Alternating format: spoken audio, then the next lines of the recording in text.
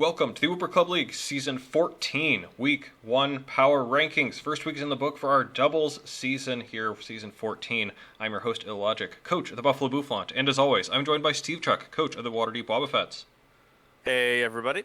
And we have one additional trade we need to go over. We went over the one trade that happened during the draft, but there was one in between the draft and week 1 that we do need to acknowledge, and it does potentially fix a major hole that we talked about during that draft process, and it is the Agrons trading in free agency, getting rid of their Mellow, one of their many psychic types and bug weaknesses, to add on the Tatsugiri, which I think, Steve, will significantly help their water type problem. That's right. We specifically call it out during the draft review that they had 0 water resists or immunities. Overall, fairly neutral, but still having no immunities at all was a big issue, and Tatsugiri does provide that for them. It does kind of weaken their psychic terrain mode that they were trying to get there with, Deoxys, Indeedee, Cresselia. But a lot of those mons also don't especially benefit from psychic terrain. Maybe there are some of them that get expanding force, but there's a lot of levitating in there and other things. Mellow certainly would be an interesting mon to use in that situation, but is kind of a secondary mode to the already sand mode they have with the Tyranitar and the Ogre Pawn. So emphasizing more on getting some water resists to go on their team at all, so that water isn't the freest thing to click into them. It seems like a good idea. Yeah, Mellow is still a good mon. Maybe someone will end up picking it up, but it just, I think, makes some sense for the Agron. Speaking of making sense, we got to make sense of what happened here in week 1, and boy, do we have a lot of matches to go through, so let's get into it. Our first match of Season 14, it's the Baltimore Oricos returning to face off against the Terrifier Heatwave in their main league debut, and boy, was it an impressive start to their WCL main league career. A technical 6-0, only could have been better if we could have seen Horse. Turn 1, Arcanine out, Excalibur out, Swampert gets up rocks, and Glowking with the Trick Room, which is cool, except that's an Amoonguss that just swapped in. Chili out into Excalibur, Sludge Bomb does so much to Clefable, and Swampert flip turn out into Arcanine for a nice Intimidate. Excalibur does protect it a turn to get a nice Ice Body recovery, but Clefable is taken out in the meantime, the first KO of the season. Amoonguss out for Swampert. Arcanine protects from a Glowking hit, but Excalibur takes advantage of the passive turn with a Swords Dance. Chip on Arcanine, chip on Excalibur. There's a Scale Shot up into the Arcanine. 1, 2, Citrus Berry. 3, crit on 4. Down goes the Doggo's Trick Room ends. Let's return the favor, though. Bax protects from Palmot's Fake Out. High horsepower from Swampert crits right back into the Glowking to take it out from near full. That's some high horsepower. No, well, the earlier Icy Wind means Palmot outspeeds, and now that the snow is down, Excalibur is down to a close combat. And while Gliscor can get up spikes, the Icy Wind from Swampert does about half, while also lowering speed. Gholdengo cannot KO the Palmot, so Revival Blessing will bring back the Arcanine in case we need some more intimidation. Plus, Icy Wind will break Gholdengo's balloon while lowering its speed. That is some value. Snuggling with Gholdengo paralyzes it. Flip turn crits. What a well-trained Swampert. And that means Amoonguss can tank the Gliscor hit as Palmot loses another turn thanks to the full para. Swampert in for the low Palmot. Amoonguss tanks another Gliscor hit. Gholdengo is paralyzed again, and the Mushroom also takes down the String Cheese. Arcanine takes this hit from Gliscor as Flip Turn takes care of Gholdengo in favor of the Iron Bundulus. Last two standing for the Oricos. Cinderace Sucker Punch does more than half to Iron Bundle, but that strong Icy Wind from Bundle takes out Gliscor. Does enough to Cinderace that Rock Slide finishes it off. It's the 6-0 thanks to Palmot, and a strong showing from that Swampert. The Heatwave on the board with a W. Next match, it's your favorite team, the Buffalo Bouffalant, looking for revenge against my favorite team, the Waterdeep Wobbuffets. And the Bouffalant got away with one in a 2-0 finals preview. Turn 1 was fire. Sneasler fake out into Skyman. Hariyama too slow. It's on its own fake out into Sneasler, but Skyman working under the cover of the Covert Cloak. Immune to the secondary effect of fake out, gets off the air slash to KO Sneasler on turn 1. The Tailwind from G Moltres, a small price to pay. Gyarados in for Shaman. G Moltres hitting itself on the Rocky Helmet on its way out. Knockoff gets rid of Manaphy's Assault Vest. Manaphy also driving by on the helmet, but Rillaboom hurts itself on its own hammer, KOing Hariyama from near full. Icy Wind from Gyarados hits a bit, and forces out Cyclizar thanks to its eject pack, so G Moltres is out. Hoopa unbound, unshackled by its item, thanks to the Grassy Seed, and protects on the last turn Trick Room of the Tailwind air as Gyarados gets off another Icy Wind. We never flinch. Manaphy tanks the Hyperspace Fury for Rillaboom. G Moltres gets off another Tailwind, but gets T-Waved in exchange. Manaphy is stuck on the field thanks to Protect. G Moltres out in the helmet too, and Manaphy gets paralyzed, but Cyclizar makes it out. Shed Tail out into Latios. Manaphy's U-turn does 87% to Hoopa. Geez, into Cyclizar. I know where this is going, unless Hyperspace Fury also goes through Substitute. Today we learned Latios O-Code, and that's the main Wobbuffet win condition down. Well, at least Rillaboom and Cyclizar team up to take down Gyarados and Hoopa the next turn, but Tailwind is now over, and Skyman plus Chiyu are in. Cyclizar and Manaphy are offered as sacrifices, leaving Moltres, G, and Rillaboom. Rotom Wash is offered to Rillaboom, but Skyman takes out the Rillaboom, and with Moltres, a last-ditch Tailwind, but paralyzed, Skyman and Chiyu both go first. So that's a 2-0 for the Bouffalant, getting their revenge for the finals, potentially. Next match, this one was a heater between the Kanto Kinglers and the Mighty Miltanks, with the Miltanks taking the dub using the Kingler strategy against them. Turn 1, the Sun lets the Kinglers get the fast Solar Blade with Leafeon, but it won't stop the Miltanks from setting up Tailwind and Webs with the Genie and Spider, and Amherst goes stellar as its superpower doesn't quite KO Ninetales. Leafeon's Rock Terra almost knocks out Amherst in return as Ninetales misses Hypnos, suddenly switched in Typhlosion Hisui, which, as you could guess, is now under Tailwind in the Sun. Eruption Okos the Leafeon despite the Terra Rock resist, and Terra Blast takes care of the Salamence that switched in a devastating swing in momentum for the Miltanks. Fake out Grimmsnarl takes care of an Amherst, very funny, and although Eruption doesn't quite get the kill in return, the red card works against the Miltanks as it swaps in Arachnid instead, though Walking Wake will take care of that to even up the score. It only speeds up from here as Darkrai finishes off Grimmsnarl, and Walking Wake cuts short Hydrable's debut with a Draco Meteor strong, and it is 3-3. The roller coaster continues, slowing things down as Iron Boulder protects. Armarouge comes in, and Darkrai puts that to sleep while being put to sleep itself by Ninetales. Iron Boulder able to finish off Armarouge as Ninetales misses again. Iron Boulder chips Walking Wake, but is finished off in return. We've got the final four on the field, but it's Typhlosion in the Sun. Eruption does enough to finish both Ninetales and Walking Wake. The Miltank's going to walk with this one, 2-0. Next up, two powerhouse teams. It's the Noctows and the Steamrollers, but Newport takes this one handily, 4-0. Turn 1, Iron Hands flinches Lando, but the other Genie of Healthy Meta sets up Tailwind, but Inteleon Icy Wind does a ton to both. In comes Pelipper, taking an Ice Shard and letting Bleakwood Storm hit, but it doesn't KO either, and Iron Hands does take down Tornadus. Kingdra in next. Muddy Water does a bunch and KOs Inteleon, while Pelipper protects the electric move from Iron Hands. Helping Hand now boots Hydro Pump to take down the Iron Hands, but Chad's worst nightmare. Porygon 2 gets the Trick Room off. Next turn, Sylveon gets off a Calm Mind and takes Hydro Pump with more than half remaining. Then Pelipper tears ground to dodge the T-Bolt, but +1 Hyper Voice is so strong. Down goes Kingdra, down goes Pelipper. It looks bleak with 2 more rooms of Trick Room still up. Down goes Regieleki with 1 turn left. Landorus fails the double protect. It goes down after Dragapult goes down. Chad couldn't hang with the Trick Room plus special offense. A convincing win for the Newport Noctows.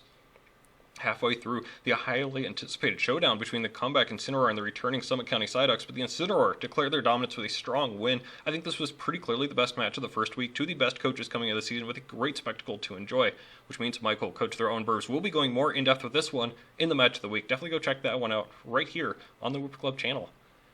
Next match, another returning doubles player, John the Close Combat Club, welcoming the up-and-coming Calgary Corviknight.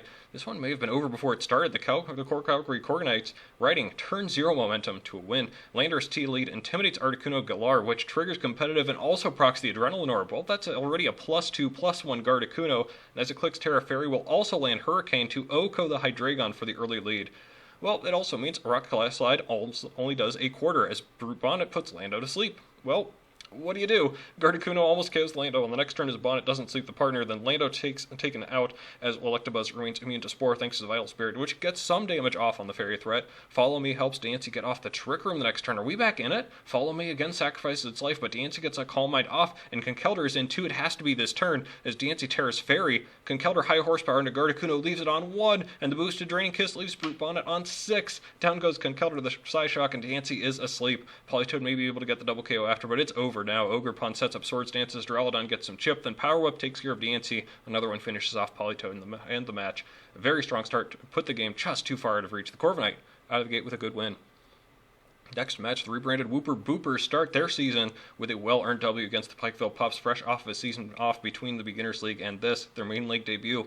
Turn 1 is eventful with Torn setting up Sunny Day, Vikavolt getting up Webs, and then using the Charty Berry to tank the Rock Slide a little better, and Clodsire getting up Rocks. Torn gets out there, Vikavolt almost knocks out the Tinglu, and the incoming Great Tusk is Toxic, which might actually be pretty huge. The Tusk spins away Rocks, and Hoodra takes the next Vikavolt hit as the Bug also eats a Toxic. Hoodra goes down to the Proto-boosted CC, finally a KO, and Rocks go back up. D-Knight is out, skillfully dodging a T-Wave as it sets up, but E-Speed isn't enough to take down Primarina. Despite the Terra Normal boost, the Boopers will take that even if Vikavolt does go down. D-Knight swaps into Zarude, but that also goes down to a CC from Great Tusk, crazy powerful. Ice Spinner doesn't quite KO Clodsire, but the Primarina playing support duty with Life 2, keeping it and its partner healthy, plus protecting every other turn for some recovery. It'll give Alolan Muck a helping hand before going down, and that means D-Knight goes down to the boosted Drain Punch. Tinglu goes down to 1-2 as Torn is back out to set up more Sun, which should help wrap things up. Blissey is trying to keep Clodsire alive, who also gets Toxic off, but it cannot survive the onslaught, and neither can Blissey, who also goes down to a CC. It's a clean 4-0 from the Boopers, even without using the Gouging Fire and Sun. Next match, it's the Battle of the Joes as the Akron Agron are back on schedule with another regular season beating, this one over the Boulder Boulders. Cresselia taunted turn 1 after giving a helping hand to Enamorous T, who does massive damage to Talonflame, and ooh, that's not the no warning on Alola Ninetales. As T-Tar switches in, that means Enamorous can Weatherball the Talonflame to finish it off, but the Boulders at least grab Tailwind. T-Tar out in Houndstone on the Thunderous Kick as Zapdos G keeps taking damage, even more from the foul-up Rocky Helmet, and even though Serena gets up grassy terrain, Ninetales goes down too. Houndstone loses its helmet and gets seated by Comfey, but Comfey itself gets drowsy, and Serena loses half its health as Enamorous keeps tearing a giant hole in the Boulders. Houndstone out for Cresselia, Serena healed up by Floral Healing, but Comfey goes to sleep as Terra Fairy Dazzling Gleam keeps getting out damage. Cresselia in, Trick Room up, and Helping Hand Dazzling Gleam is starting to just go burr. The Terra Grass Raging Bolt isn't going to help enough. The Enamorous was too strong in this game, getting healing from grassy terrain thanks to losing its flying typing, plus the support from Cresselia and others. It's healthy all game and provides all the offense the Agrons need. A 6-0 with the Enamorous Therian getting all 6 KOs as they continue to dominate the regular season. And in our final match, the Route 1 Burbs take down the Corviknight Clobbers with a real barn burner, a 2-0 win for the Burbs. Turn 1, as explosive as it gets. Weavile beat up on Tracking, who gets to +5 thanks to Justified and the Intimidate factored in, but Weavile goes down to Flare Blitz 2. Ogerpon comes in, Follow Me negates the Bullet Punch, Rock Slide Oko Scizor and brings the Fresh Pheasantipity down to its sash. That is some power. Thundurus gets off a Wild Bolt Storm the next turn before going down, so Roaring Moon can finally take down Terrakion with an Earthquake. Sinistra tanking for Pheasantipity. Helping Hand on Weezing, who tanks an EQ at half, and Dazzling Gleam Okos the Roaring Moon back while bringing Sinistra to half. E-Speed takes down the Ogerpon. Finally, Life Dew keeps Sinistra and Arcanine relatively healthy.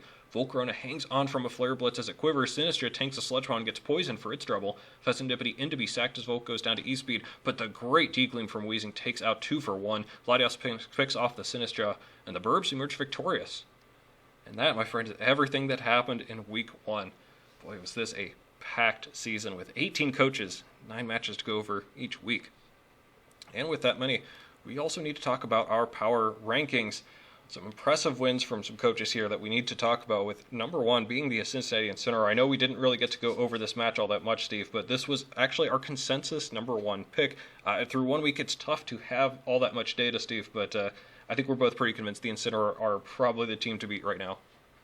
Yeah, coming into the season, the Incineroar playing actively lots and lots of VGC, very familiar with doubles and all of the intricacies and thought process that goes into it. Definitely, it started showing in their singles play, and now that we're doing a double season, they were kind of the secret favorite. I'll say secret, but they're kind of the expected favorite to win this with their experience.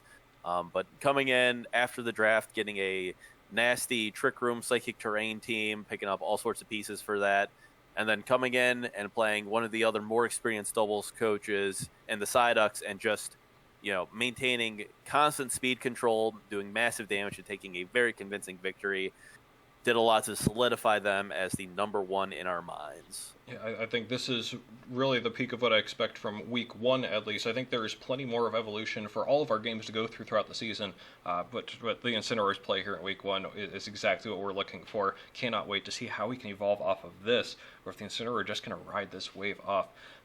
I suppose we should talk about 2 and 3 next. We've got the Noctowls and Bouffalant here, traditionally neck and neck there for the number 1 spot anyways. I think we put them here for relatively similar reasons. These were pretty convincing Ws for both teams. The Noctowls had a bigger win.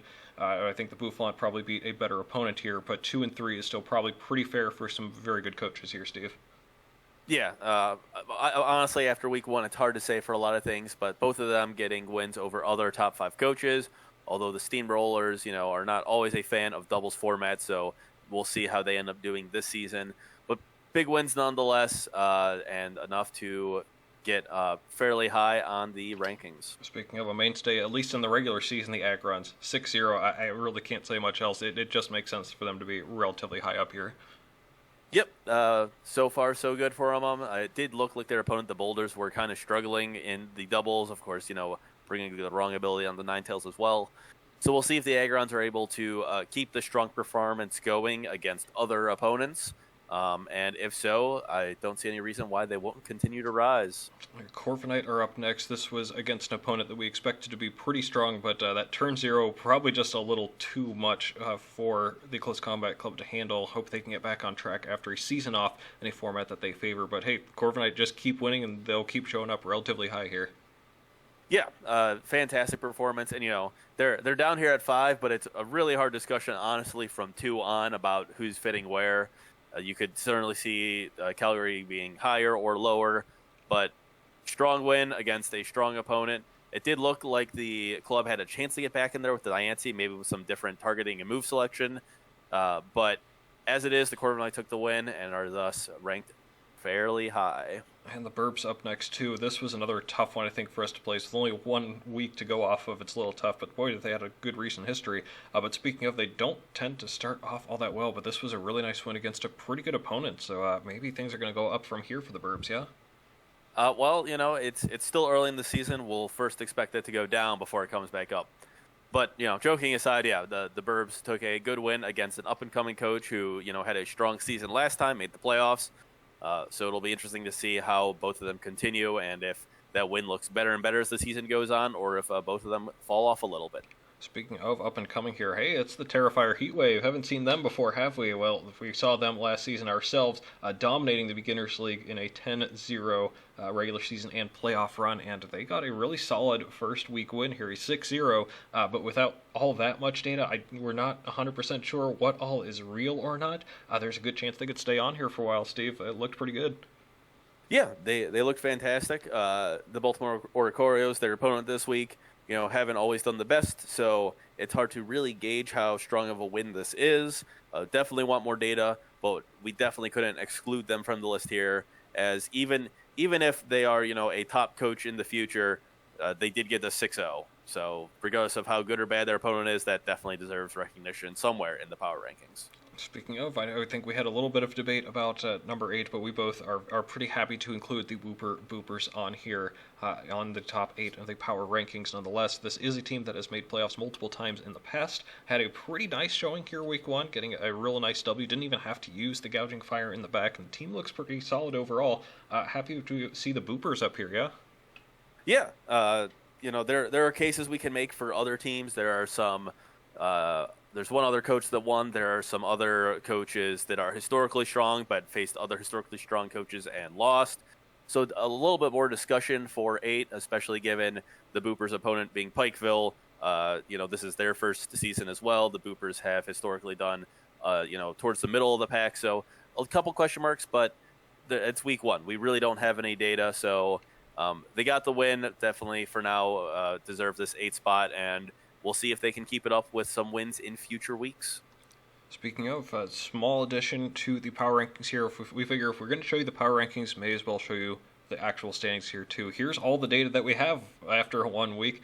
Note that some of these teams are tied because of differential here. Up at the top, Agrons and Heatwave did both get a 6-0 win. Shout out to the Revival Blessing for the Heatwave, keep them up there. And then in a tie for 3rd, it's the Noctowls, Incineroar, Corfinite, and Boopers, and tied for 7 right now, Bouffalant, Burbs, and Miltanks at +2. We really don't like odd numbers here, apparently, every win or loss being by an even number. But as of right now, these are the teams that would be, I guess, in the playoffs. It's week 1. We can't really talk about that too much. But anything unexpected here, Steve, or anything interesting you want to talk about in the standings right now?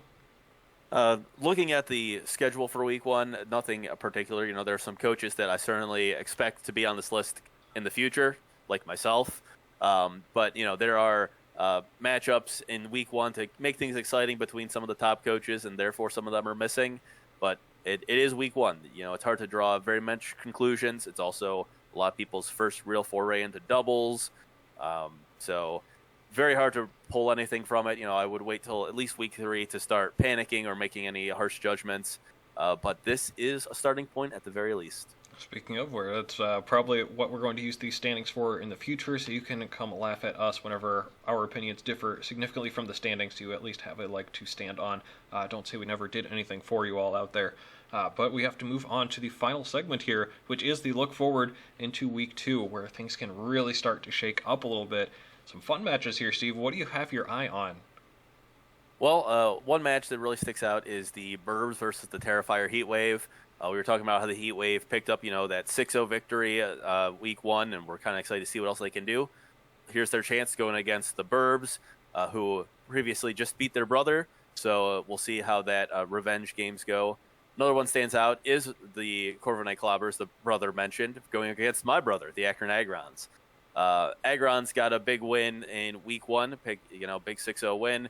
Clobber's a loss after a playoff appearance last season. Interested to see how these two teams go, and I think this will be a very important match for seeding towards the middle of the playoffs come playoff times.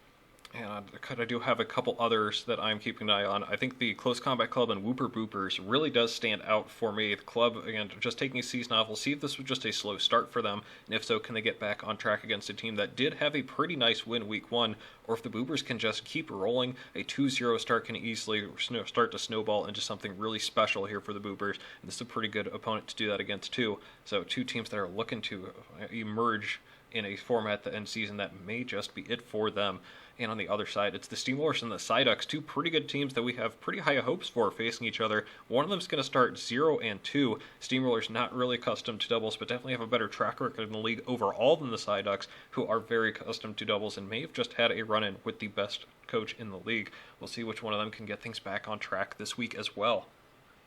That's going to do it for us. Again, it's week 1, not too much to discuss with power rankings, but with so much to recap, these are still going to go potentially a little bit long, so apologies for that. Thank you for joining us through week 1. We're going to see you for week 2. Don't forget to check out the match of the week for week 1 as well. We'll see you next time.